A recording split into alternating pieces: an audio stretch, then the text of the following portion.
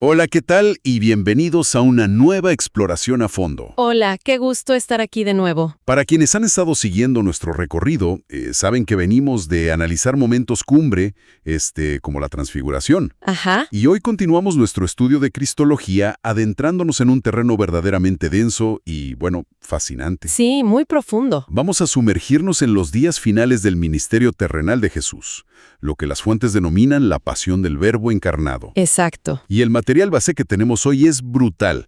Estamos desmenuzando el capítulo 16 del exhaustivo tratado del teólogo Samuel Pérez Millos. Que es una obra monumental, para quien quiera profundizar. Totalmente. Y para quienes quizá no estén tan familiarizados con el término, la cristología es básicamente el estudio profundo de quién es Cristo y su obra. Así es. Nuestra misión en este análisis no es simplemente repasar la secuencia histórica de esa última semana. Claro, no es solo contar la historia de nuevo. Exacto. El objetivo es extraer el peso teológico profundo, entender por qué sucedieron las cosas de una manera tan específica y fíjate cómo cada detalle cumple un propósito monumental. Ujú. Así que vamos a desempacar esto, empezando por ese choque brutal entre lo que Jesús decía que iba a pasar y lo que todo el mundo esperaba de él. Es que el nivel de desconexión entre Jesús y sus propios seguidores en ese momento es asombroso. Como si hablaran idiomas distintos. Sí, totalmente. Las fuentes relatan que camino a Jerusalén, Jesús predijo su muerte y resurrección al menos 3 veces. Y no con indirectas. No, para nada, con un nivel de detalle escalofriante. Les dijo que sería entregado a los líderes religiosos, condenado, azotado y crucificado por los romanos. Pero los discípulos, sencillamente no lo procesaban. Es que no cabía en su cabeza.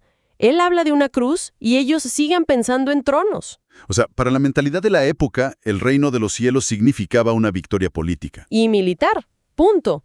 El pueblo judío estaba bajo el yugo asfixiante del Imperio Romano, Ajá. así que la expectativa colectiva era la llegada de un Mesías guerrero, un libertador al estilo del rey David, que expulsara a los invasores y bueno, devolviera a Israel su gloria geopolítica. Claro.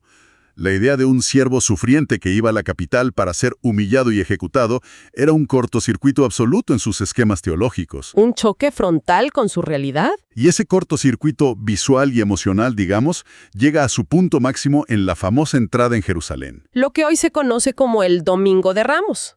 Exacto. Sabemos que ocurre justo después del descanso sabático y de una cena en Betania.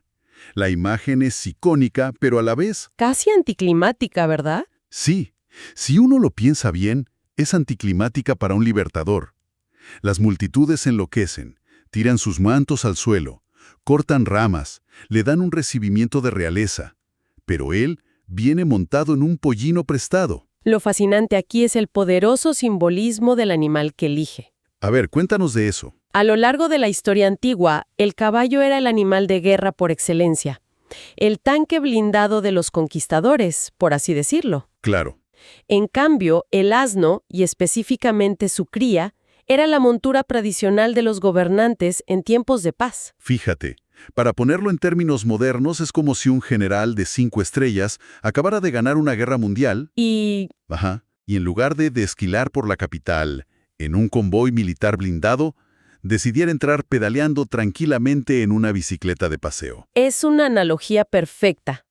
A los soldados romanos que observaban desde la fortaleza Antonia, les debió parecer hasta cómico. Sin duda. Pero para quienes conocían las Escrituras, era una declaración monumental. Por la profecía, claro. Exactamente. Jesús estaba cumpliendo milimétricamente la profecía de Zacarías 9:9, que dice: «Tu rey viene a ti, manso y sentado sobre una asna». ¡Wow! Estaba haciendo una afirmación pública de mesianismo, sí, pero de un mesianismo pacífico. No venía a derramar la sangre de los romanos. Venía a derramar la suya propia. Y fíjate en la ironía de lo que gritaba la multitud. El texto detalla que clamaban «Hosana», totalmente. Según la fuente, esta palabra significa literalmente «salva ahora». Le pedían salvación, pero estaban rogando por un rescate estrictamente político y económico. Querían soluciones inmediatas para sus problemas temporales. Sí. Sin embargo, el rey que entraba en ese pollino traía una salvación espiritual y eterna que requería precisamente el sufrimiento que la multitud no estaba dispuesta a tolerar. Es muy revelador. A veces queremos que nos resuelvan el problema de hoy y no vemos que nos están ofreciendo la solución para la eternidad. Y si conectamos esto con el panorama general, vemos la inmensa tragedia humana de ese domingo. Prepararon un camino triunfal para un libertador político, ignorando por completo que quien entraba era el Cordero de Dios dirigiéndose a su propio sacrificio. Qué fuerte. Y esa tensión, bueno, no se disipó. Explotó al día siguiente. El lunes la escena cambia drásticamente. Un giro de 180 grados. Pasamos de los cánticos en las calles a una confrontación física intensa en el templo. La limpieza del templo.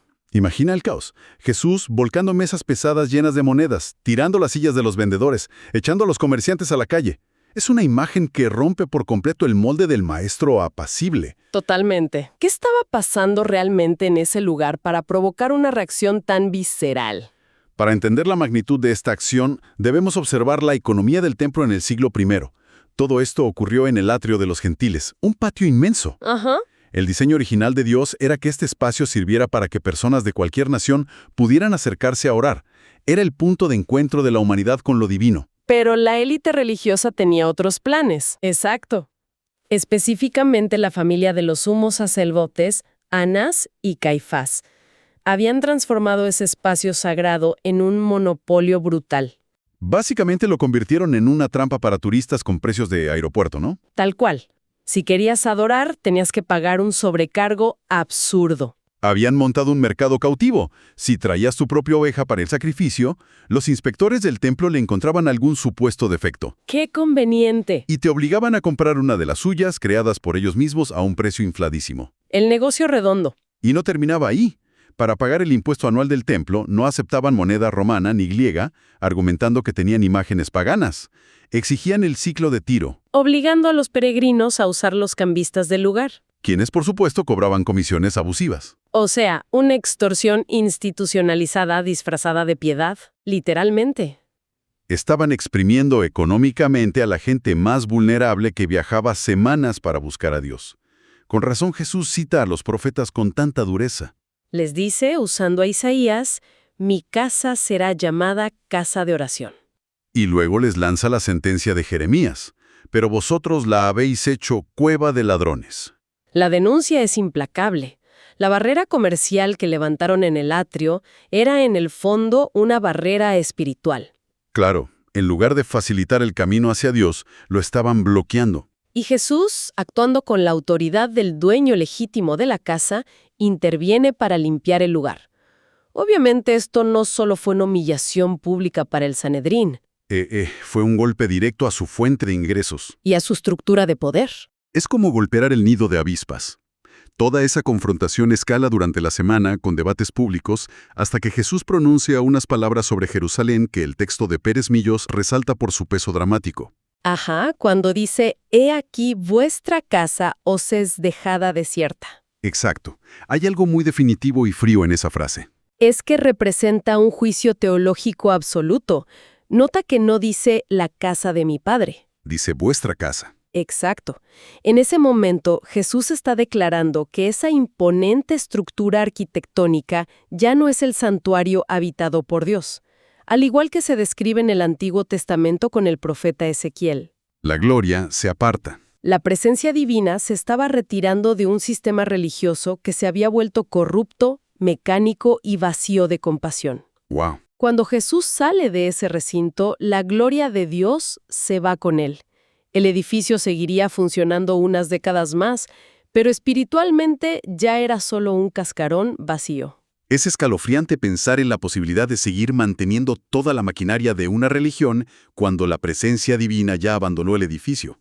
Una advertencia atemporal. Definitivamente. Pero bueno, la narrativa da un giro.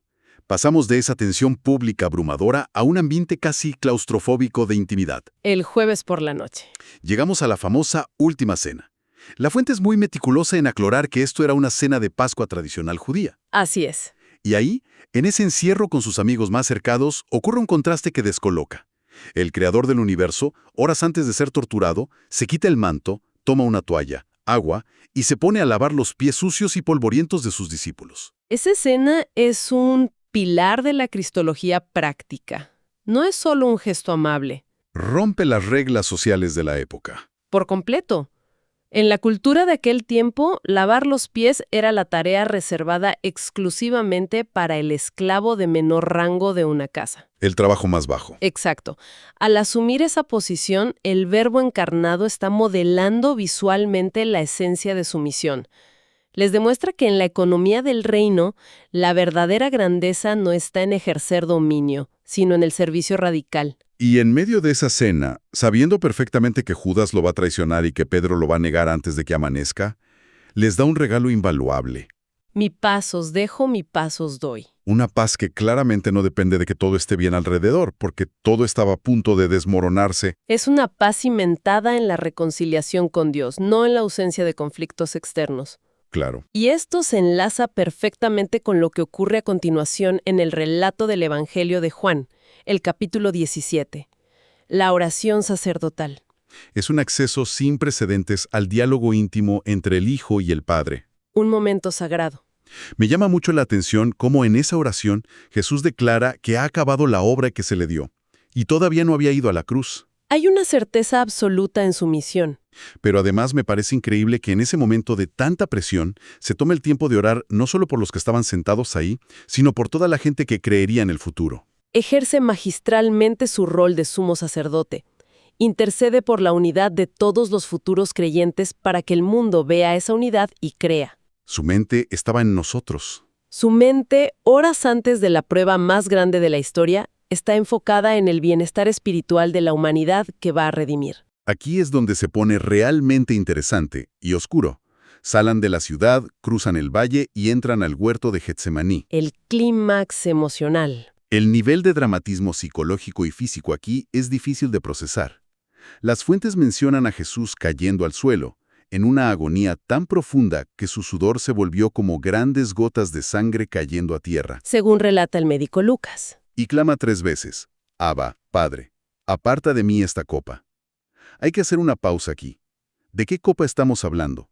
Porque siempre se ha popularizado la idea de que Jesús estaba aterrorizado por el dolor físico de los clavos o el látigo. Ese es un malentendido monumental que el Tratado de Pérez Millos aclara de forma tajante. A ver. Reducir la agonía de Getsemaní al miedo al dolor físico o a la tortura romana es perder por completo el foco teológico. Muchos mártires a lo largo de la historia han enfrentado muertes horribles cantando o con serenidad. ¿Es verdad? Sería impensable que el Hijo de Dios mostrara menos valor frente al dolor humano, no.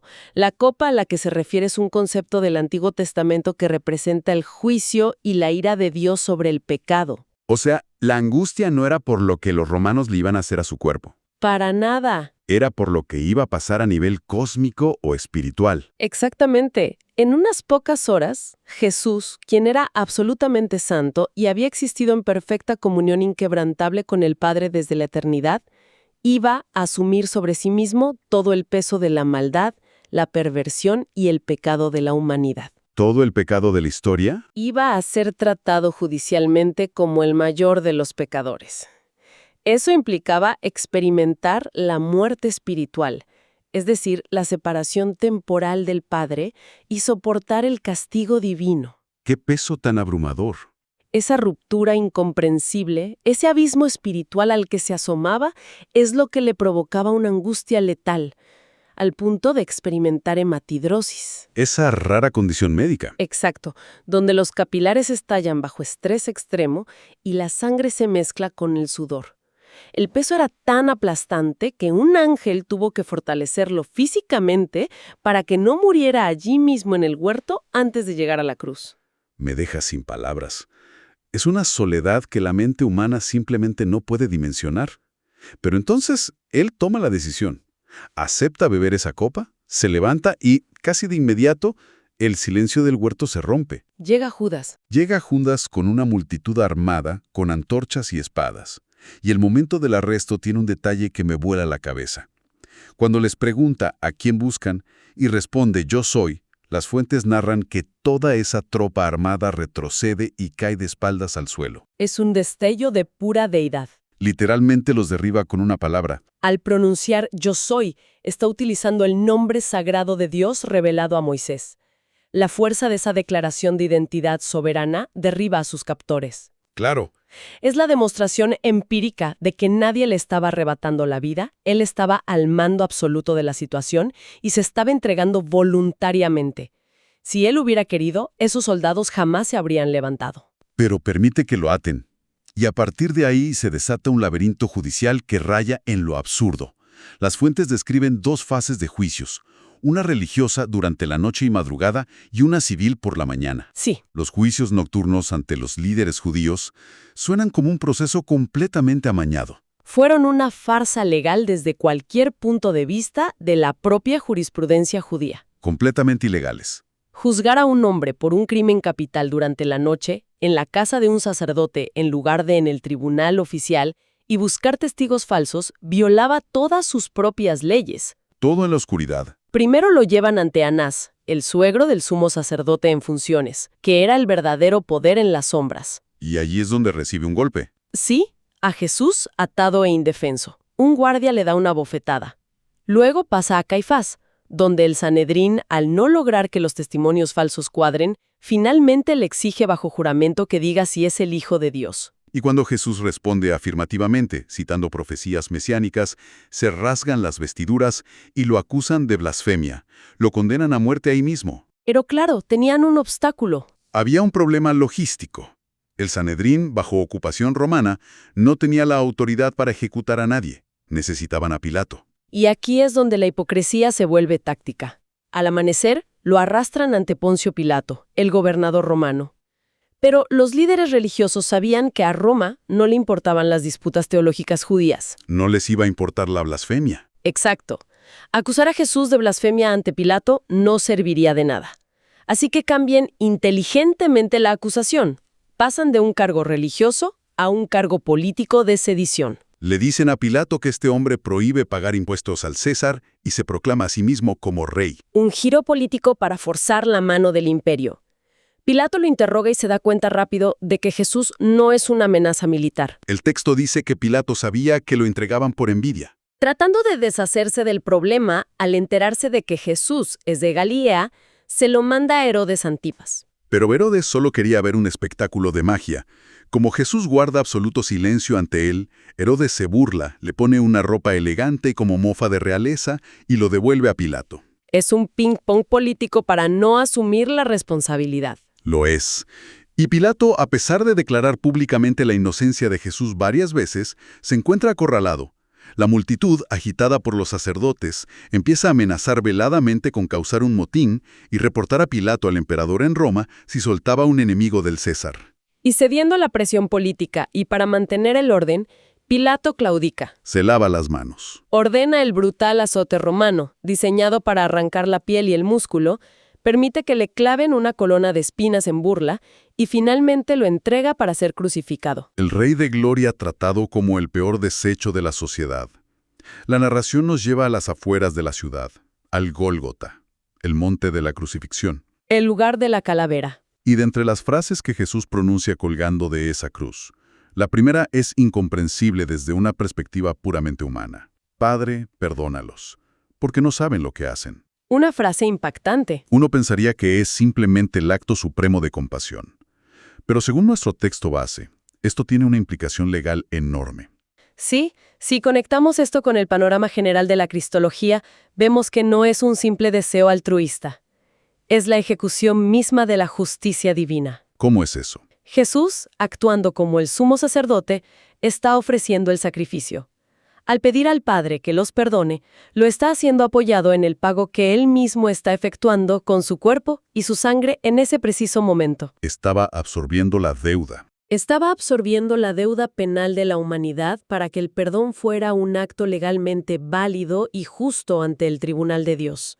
El castigo de los culpables estaba cayendo sobre el inocente. Y es como si la naturaleza misma reaccionara a esa transacción cósmica. Las fuentes relatan que a partir del mediodía hubo 3 horas de profunda oscuridad sobre toda la región. Un juicio sobrenatural. Mientras abajo la gente se burlaba y tiraba los dados por su ropa, arriba Dios respondía cubriendo el mundo de tinieblas, un símbolo visual del juicio y del alejamiento, mientras el Hijo soportaba el peso de los pecados. Y tras ese periodo agónico, Jesús exclama, «Tengo sed», cumpliendo así las Escrituras. Y luego entrega su espíritu. Él mismo lo entrega. Sumado es una expresión que en el griego comercial de la época significaba la deuda es pagada por completo, exhala su último aliento. La colosal obra de redención, diseñada desde antes de la creación del universo, se había completado. Totalmente. Entonces, ¿qué significa todo esto? Para la humanidad, quiero decir, hay un evento físico que ocurre en el templo en ese exacto instante que lo resume de forma gráfica. El velo del santuario se rasga. Y no era una cortina cualquiera. No, para nada. Era una barrera enorme, pesada y gruesa que separaba el lugar santo del lugar santísimo, la cámara interior donde simbólicamente habitaba la presencia de Dios. Y nadie podía entrar ahí. Ese velo era el recordatorio constante de que la humanidad pecadora no tenía acceso directo a un Dios santo. Solo el sumo sacerdote podía entrar ahí una vez al año con sangre de sacrificios animales. Y el texto enfatiza cómo se rasgó. El hecho de que el velo se rasgara en dos partes y específicamente de arriba a abajo indica que Dios mismo rompió la barrera. El significado teológico es revolucionario. A través del sacrificio perfecto de Cristo, el camino a la presencia misma de Dios está abierto de par en par para cualquiera. El sistema de sacrificios antiguos caducó en ese segundo. Es una imagen liberadora a niveles insospechados. Y así llegamos a la fase final de esta intensa jornada, la sepultura. Sí, la premura del tiempo. La prisa por retirar los cuerpos antes del inicio del día de reposo festivo lleva a los líderes judíos a pedir a los romanos que quiebren las piernas de los crucificados para acelerar la muerte por asfixia. Una práctica común romana. Lo hacen con los otros dos condenados, pero al llegar a Jesús ven que ya está muerto y no le tocan ni un solo hueso. Esto plantea algo asombroso sobre cómo la providencia dirige la historia. Siglos atrás, en el libro del Éxodo, la ley establecía que al cordero pascual que las familias sacrificaban para recordar la liberación de Egipto, no se le podía quebrar ningún hueso. Y Jesús era ese cordero. Jesús, siendo el verdadero y definitivo cordero de Pascua, cumple esta estricta regulación divina, a pesar de estar rodeado de crueles soldados romanos. Increíble. Para confirmar su muerte sin quebrar sus piernas, un soldado sencillamente atraviesa su costado con una lanza, validando clínicamente su deceso y cumpliendo otra antigua profecía. Retiran el cuerpo, y un hombre llamado José de Arimatea, junto con Nicodemo, lo sepultan en una tumba nueva. Pero la paranoia de los líderes religiosos no descansaba. Tenían miedo de sus palabras. Recordaban que, entre todas sus aparentes locuras, Jesús había prometido resucitar al tercer día. Aterrados por la idea de que sus seguidores montaran un engaño, vuelven a pedir favores al poder imperial romano. Exigen que la tumba sea asegurada. Y Pilato asiente, ordenando sellar la enorme piedra y colocar una guardia militar armada. La ironía de esa maniobra es quizá la más brillante de toda la narrativa bíblica. A ver, explícanos eso. Imagina la escena. El sistema religioso más celoso unido a la maquinaria militar más poderosa del mundo antiguo para asegurar que un cadáver permanezca enterrado.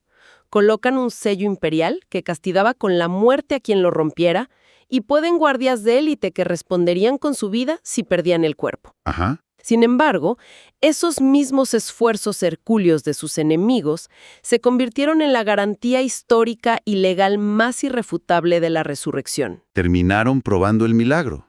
Al colocar el taguardia, certificaron para la historia que la tumba vacía que se encontraría 3 días después jamás pudo haber sido obra de un puñado de pescadores asustados robando un cuerpo. Cada pieza encaja de una manera que excede la capacidad humana de planificación. Definitivamente. Para ir concluyendo, lo que las fuentes de este capítulo de Cristología nos han revelado es la historia del descenso más inmenso concebible, el arquitecto del tiempo y el espacio humillándose hasta lo más profundo, asumiendo la fragilidad de nuestra condición. Y soportando voluntariamente la ira divina y la injusticia humana en una cruz. Todo para lograr la redención total del ser humano. Es un estudio que transforma la perspectiva. El dolor, la traición institucional y la atrocidad humana se convirtieron en el lienzo donde el amor y la soberanía divina pintaron el rescate más extraordinario. Entender la pasión no es simplemente archivar datos históricos, es enfrentarnos a la magnitud incalculable del precio pagado para que nuestra deuda fuera cancelada. Una deuda que nosotros jamás habríamos podido pagar. Y antes de cerrar esta inmersión profunda, quiero dejar a la audiencia con un pensamiento provocativo, un detalle crudo extraído directamente de la fuente. Regresemos por un instante a la mañana de los juicios. A ver. El Evangelio de Juan menciona, casi de pasada en el capítulo 18, que la élite religiosa que arrastró a Jesús ante Poncio Pilato se negó rotundamente a poner un pie dentro de la sede del gobierno romano, el pretorio. El palacio de Pilato. Exacto. El motivo: para evitar contaminarse ceremonialmente pisando el suelo de un gentil, lo cual les impediría comer la Pascua esa noche. ¿Qué nivel de ceguera? Es fascinante y absolutamente aterrador reflexionar sobre eso. Estos líderes tenían un miedo paralizante a volverse ritualmente impuros por pisar una baldosa romana. Pero no experimentaban ni un gramo de conflicto moral mientras manipulaban, mentían y conspiraban para torturar y asesinar al inocente autor de la vida. Queda para reflexionar sobre nosotros mismos. ¿Hasta qué punto las formas externas, las tradiciones o las apariencias de rectitud pueden llegar a cegarnos por completo frente a la verdadera justicia, la misericordia y el amor que Dios exige? Una pregunta que resuena hasta el día de hoy. Muchísimas gracias por acompañarnos en esta exploración. A quienes nos escuchan, sigan cuestionando, sigan profundizando y buscando el porqué detrás de las historias que moldean nuestra fe. Hasta la próxima.